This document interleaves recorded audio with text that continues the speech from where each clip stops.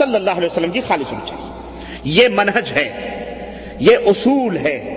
یہ اہل السنہ والجماعہ، اہل علم، سلف کا، صحابہ کا، تابعین کا، تبع تابعین کا، ائمہ رحمہم اللہ کا، محدثین کا، ہمارے بزرگوں کا، اولیاء کا، صالحین کا یہ منہج ہے، یہ طریقہ ہے اور یہ ترازو ہے۔ اسی ترازو پر پوری دنیا کو تول کر حق اور باطل کا فیصلہ کیا جاتا ہے کہ کون لوگ حق پر ہیں اور کون لوگ باطل پر ہیں۔ بات سمجھ میں آ رہی؟ یہ جلسے جو ہوتے ہیں آپ دیکھتے ہوں گے کہ مختلف جلسوں میں اکثر و بیشتر ایک ہی طرح کی زیادہ باتیں آتی ہیں۔ اس کی وجہ کیا ہے؟ مثلا بدعت، بعض لوگ یہ کہتے ہیں کہ صاحب بدعت ہی بدعت، بدعت ہی بدعت کے اوپر تقریریں ہو رہی ہیں، توحید ہی توحید کے اوپر۔ اس کی اصل وجہ کیا ہے؟ اصل وجہ یہ ہے کہ یہ بدعت ایک ایسی بلا ہے، ایک ایسی خطرناک بیماری ہے، ایک ایسا کینسر ہے کہ جسے لگ جائے بس اللہ اس کے اوپر رحم فرمائے، اللہ اس کے اوپر چوری، ڈکیتی، زناکاری، بدکاری، جرم، دیگر دنیاوی جو جرم ہے جو شریعت کے اندر حرام ہے، ممنوع ہے، وہ اگر کسی کو لگ جائے تو اہل علم تو کہتے ہیں کہ اسے توبہ کی توفیق ہو جاتی ہے، لیکن بدعت ایک ایسا کینسر ہے، ایک ایسی ڈینجر بیماری ہے کہ جسے لگ جائے بس اللہ اس کے اوپر رحم فرمائے، اسے توبے کی توفیق نہیں ہوتی الا یہ کہ اللہ اسے توفیق دے، توبہ کرنے کی توفیق نہیں ہوتی۔ بالکل بڑی خطرناک بیماری ہے۔ تو یہ خطرناک بیماری شیطان یہ کوشش کرتا ہے کہ اللہ کے نیک بندوں میں اپنا حصہ مقرر کرے اور اپنے ساتھ جیسے وہ جہنم میں خبیث جائے گا ایسے ہی اپنے گمراہ کر کے اللہ کے بندوں کو جہنم میں لے جائے۔ آپ کو اس لیے اس خطرناک بیماری سے متنبہ اور بار بار آگاہ کیا جا رہا ہے کہ ماشاء اللہ تبارک اللہ، نماز آپ پڑھتے ہیں، روزہ رکھتے ہیں، حج کرتے ہیں، زکوٰۃ دیتے ہیں، اعمال صالحہ کرتے ہیں، کہیں ایسا تو نہیں کہ آپ کی ان عبادتوں کی جڑوں میں، ان اعمال صالحہ کی جڑوں میں کہیں کوئی بدعت کا کیڑا کل بلا رہا ہو یا موجود ہو، آپ کے سارے اعمال ضائع اور برباد کر رہا ہو اور یہ بے ثمر ہو جائے۔ ایک شخص ایک درخت لگاتا ہے، ایک پیڑ لگاتا ہے، مثال کے طور پر آم کا پیڑ آپ نے لگایا،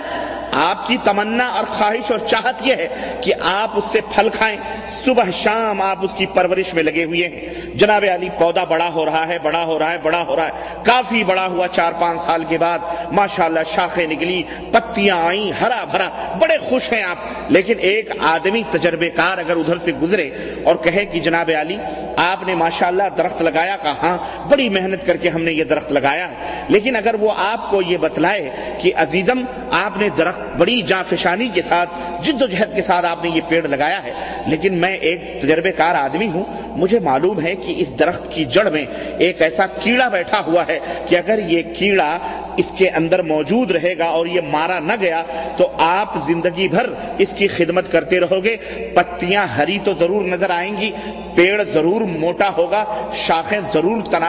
موٹی ہوں گی، تناور درخت ہوگا، لیکن وہ کیڑا اتنا ڈینجر ہے کہ وہ کبھی اس کے اندر پھل نہیں آئے گا۔ اس کیڑے کی وجہ سے اس پیڑ کے اندر کبھی پھل نہیں آئے گا جب تک آپ اس کیڑے کو مار نہ ڈالیں۔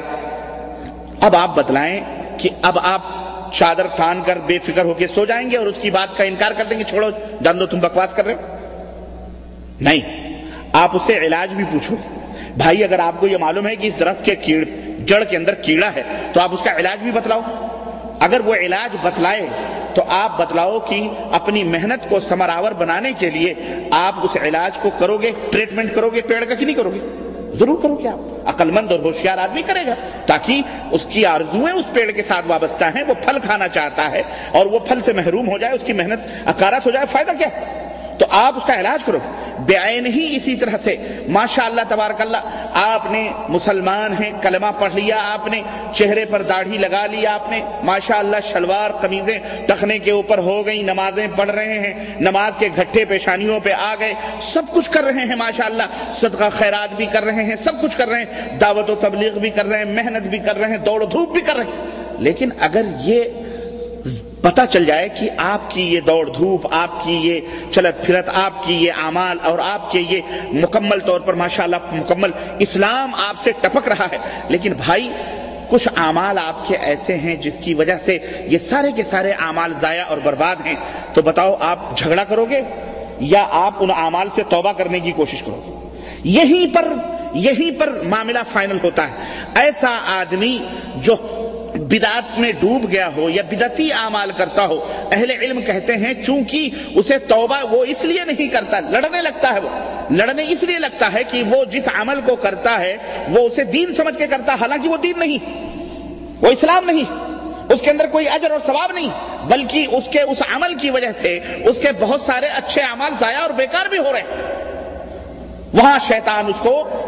کہتا نہیں تم دیکھو کتنے بڑے مسلمان ہو، پانچوں وقت کے نمازی ہو، یہ ہو، تمہارے سے جو بڑے تھے وہ بھی پانچوں وقت کے نمازی، تم ان سے جو بڑے تھے وہ بھی پانچوں وقت کے نمازی، وہ بھی ایسے کرتے تھے، تم بھی ایسے کرو، یہ جھوٹ بولتے ہیں، یہ فلاں ہے، یہ فلاں ہے، یہ فلاں ہے، یہ فلاں۔ اس طرح ہکال دیتا ہے، بہکا دیتا ہے، گمراہ کر دیتا ہے، اور آدمی کو توبہ کی توفیق نہیں ہوتی۔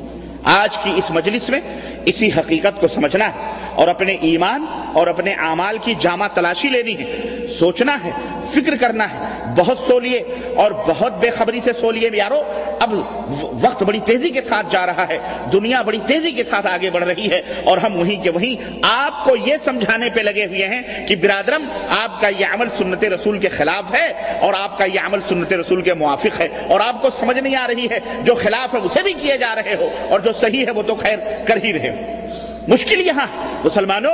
غلط روی سے منازل کا بودھ بڑھتا ہے۔ مسلمانوں روش کارواں بدل ڈالو، اپنے اعمال کی جامع تلاشی لو، سنت محمد الرسول اللہ صلی اللہ علیہ وسلم کے پلڑے پر اپنی نمازوں کو، اپنی عبادتوں کو، اپنے صدقات کو، اپنے خیرات کو، اپنے اعمال کو رکھ کے جانچو، پرکھو، تولو، کھرا اور کھوٹا پہچانو، تاکہ تمہارے اعمال اللہ تبارک تعالیٰ کے ہاں برابر ہو جائیں۔ ورنہ یاد رکھو نمازوں کے گھٹے پیشانیوں پر اور داڑھیاں اور اسلامی یہ شکل و صورت آپ کو قیامت کے دن بھی اگر یہ بدعت کا کیڑا یا شرک کا کیڑا اس کے اندر موجود رہا، رب ذوالجلال کی قسم ہے کبھی ان نمازوں کا کوئی فائدہ آپ کو نہیں مل سکتا ہے۔